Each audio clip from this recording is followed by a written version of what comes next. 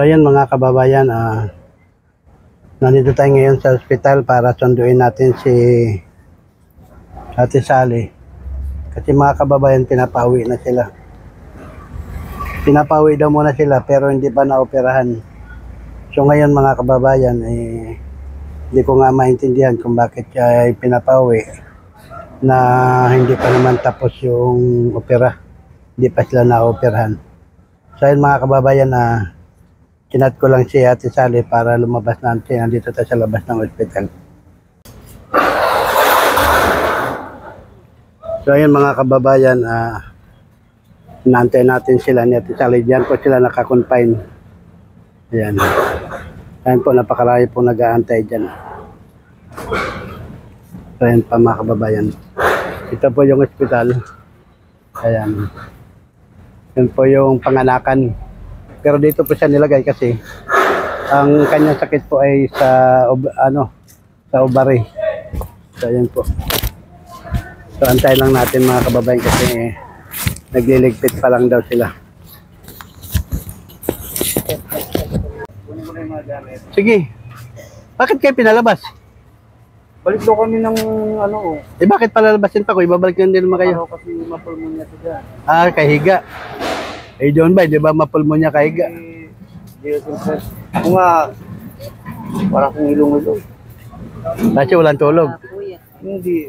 Meron naman. Ang kaso nga lang, puro gamot ang inaamoy ko. Puro gamot. Sige. Di iba. Tapos balik daw kami ng linggo kung hindi raw linggo lunes. Tapos, didiris ako ng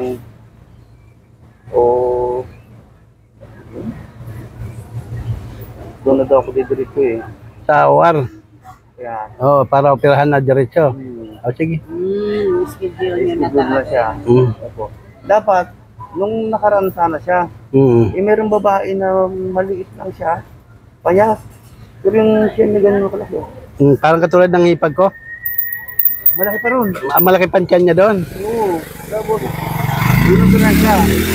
Ngayon, normal na yung siya niya. Ay, ganon? Hindi siya na-operahan? Inoperahan. Operahan ba? Inoperahan siya. Tapos, naging normal na yung siya niya. Oo. Dapat kisali yun. Si Sally dapat ang operahan nun? Oo. Kisali dapat. Nakiusap naman yung doktor na unahin niya. Bakit? Ano bang problema? Yung gamot? O yung gagamitin? Yung gagamitin. Ganon. Walang stock. Talagang gaya nung pinaras, di ba? Pinaras ako siya. Parang sa kung siya ipag ko, di ba? Operahan dapat yun, di ba? Nahinto. Na-reschedule siya kasi daw, binago ang petsa. Tapos yun, namatay. Hindi ba sumasakit ang tiyan ni Ate Sally? Ano na lang, pag sumasakit yan. Sumasakit pa naman. Sige, sunduin mo na lang muna doon para ano. Pero nakaready na lahat na ambel nyo, naayos na? Okay na, tapos na. Oo. Nung nag-ano ko sa'yo, sabi ko sa'yo, okay na. Tapos na nun.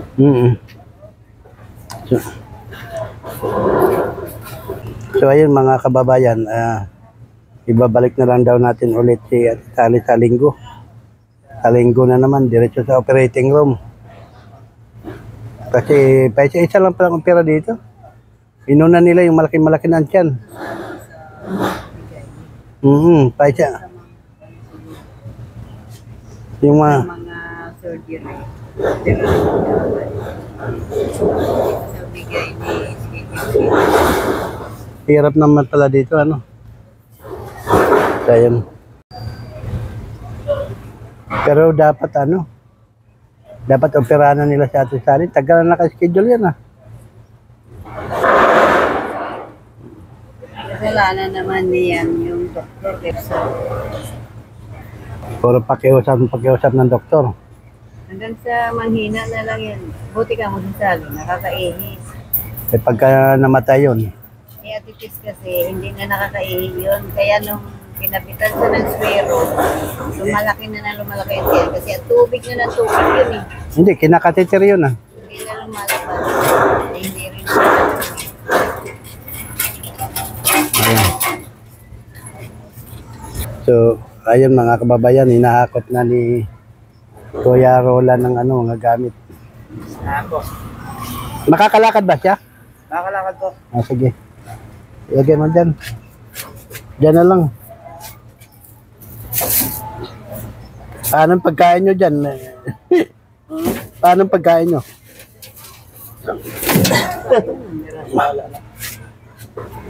May nagdadala naman sa inyo.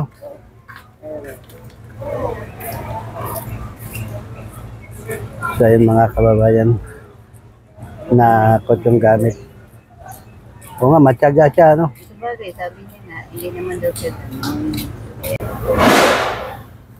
So ayun mga kababayan, dalawang balik na. Ayan siya.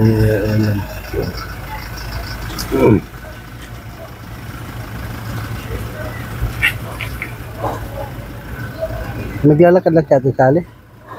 Walang alala. Alala yun mo kaya?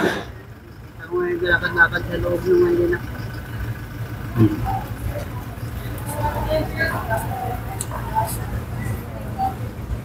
Kahit hindi kayo nagamot, may bill kayo? Umabot nga ng ano, meron. Ang mga aswero, gano'n? Baka nagamot din, ginamot din, pang Meron injection. siya mga sinaksak Oo. na mga gamot, umabot ng 16. 16,000 ano? Yun nga po sinil ko sa'yo, di ba? Oo. Buti, sa malasakit na libre. Lahat naman po. Oo. Bali ang naano ko lang, nagastos ko lang, meron din 1,000. Saan iba lang? Kasi nagkas pa ako ng 750. Para saan?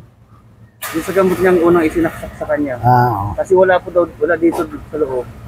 Sa labas. Oo, sa laba.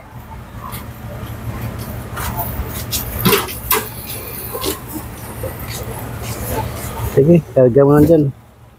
Marami din pala kayong gamit na dala. Eh po yung paunti-unti ko, pag nag-uwi ako, sasabihin niya, dala mo ako ng ganyan. Tapos hindi naman ipapadala yung dati Ay, na. chat, Sally. Ah, sige. Hawak na yun. Itutok mo sa kanya. Yan.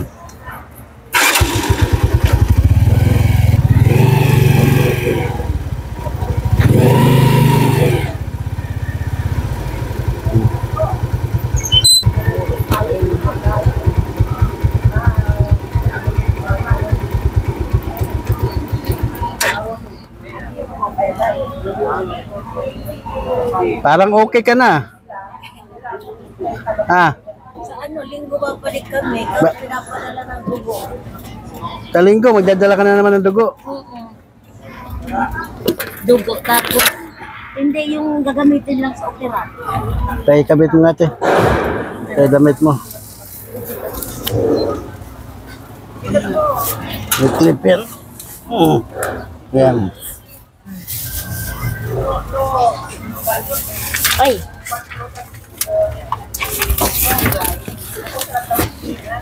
Parang magaling ka na. nag-okay na kasi manas ko eh. Ha? Manas ko.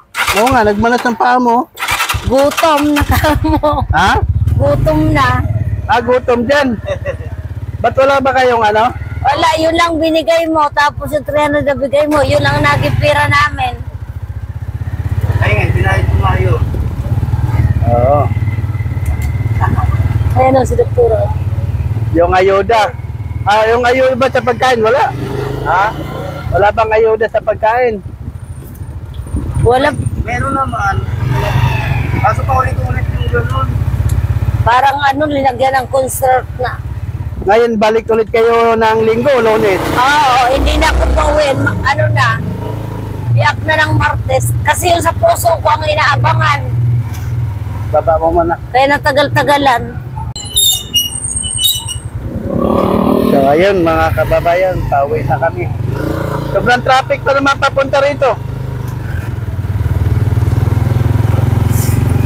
Kapag sasalita ka, Parang gumaling ka rin ka natin. Sali, kaya nagmanas ka. ha? Manas. Eh ano yan? Iilang niya yan? Kaya may pinapabiling gatas, ang mahal naman kasi. Eh, bakit naman pauwiin kayo kung ibabalik din naman sa linggo? Eh, sabi ni Doktora, bak kasi may mga ron sakit na mga pneumonia. Pneumonia kasi kahiga. O baka daw madubli-dubli yung sakit ko para daw isahan na. May pinirma naman doon na babalik ng ano.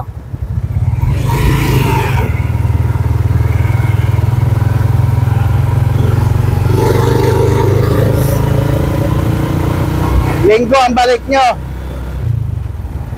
O Lunes na.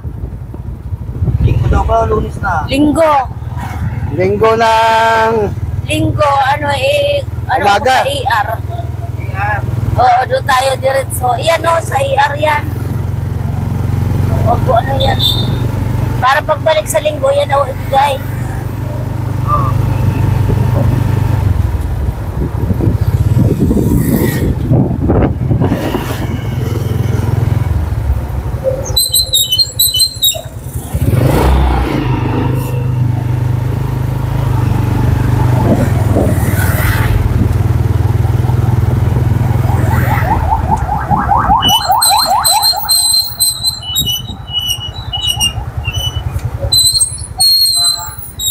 Wala na, hindi na kami nag-almusal, di na nananghalian. ha? Hindi na kami nag-almusal, di na nananghalian.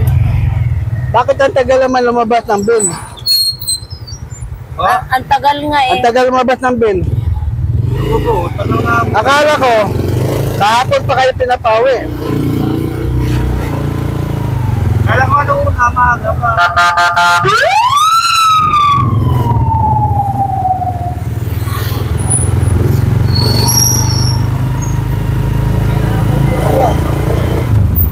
Ang hirap naman, taga ganun. Mga po eh. Pero sabi ng doktor, kung wala daw akong sa puso, matagal na. Amak po parang libro na yun, anong yun. Hindi ko nga nabilang kung ilang klase.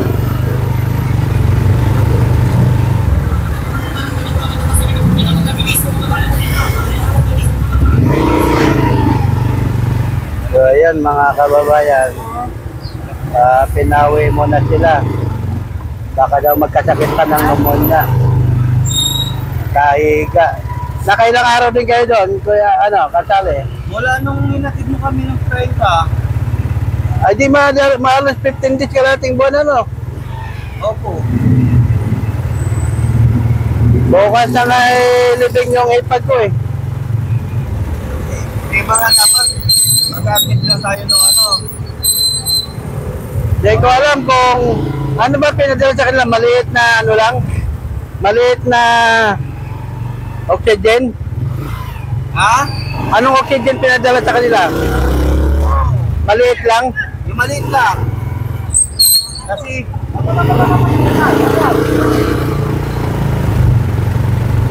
magbabayad daw nun yung ano, yung nagkabit sa kanya. Doktor. Eh, babayaran naman nila yon pagka hindi nila na ano. Takto lang, dumating doon eh, namatay din. Oo. Oo. Ano, hindi na makahihi. Hindi na makakadumi. Saan nakabuko? Buti nga si Ate Sally nakakahihi eh. Oo.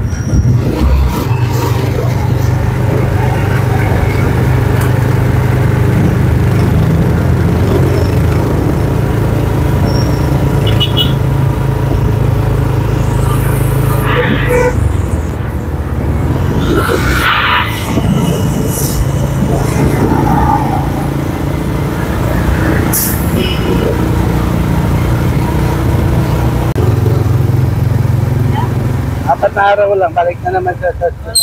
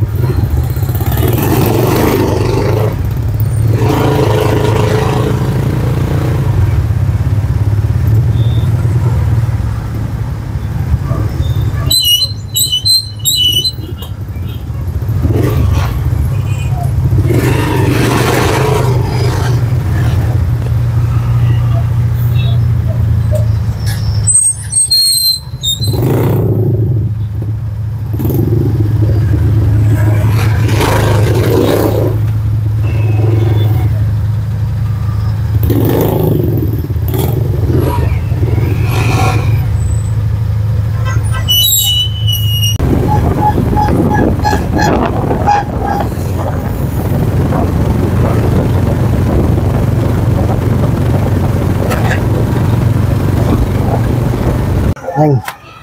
Itabi mo na lang muna dito, kuya. Yung gamit mo, balik kami na. So ayan mga kababayan, ha, dumating na kami, hindi kami makaraan. Paano ka, Ate Charlie? Makakalakad ka? Wala tayong magawa, wala tayong madaanan. Yan ang mga kababayang mahirap. Dahan lang.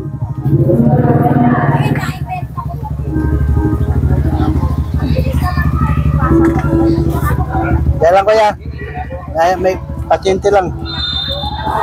Mahirap. Alalayan mo.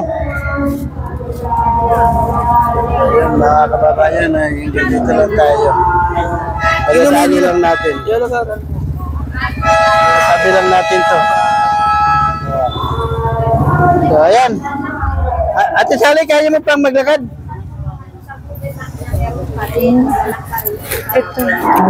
Ate Sally, ito. Panggastos nyo muna. Ha? Salamat. Panggastos nyo muna to, ano, para wala kayong hanap buhay. Wala. Salamat. Okay. Birthday ngayon ni Ma'am, ano. Oo nga, ni Ma'am Betes, binati mo ba? Opo. Batiin mo happy birthday. Binati ko. Hindi, okay na, makita mo. Happy birthday. Birthday po, Ma'am. Sana po, marami ka pong matulungan. Hindi pa man ako tapos maoperahan. Salamat po sa iyo. Ayan mga kababayan, maraming salamat. Ayan, maraming salamat po Pinoy Vlogger Charity Group. At sa lahat-lahat po ng members, maraming salamat po.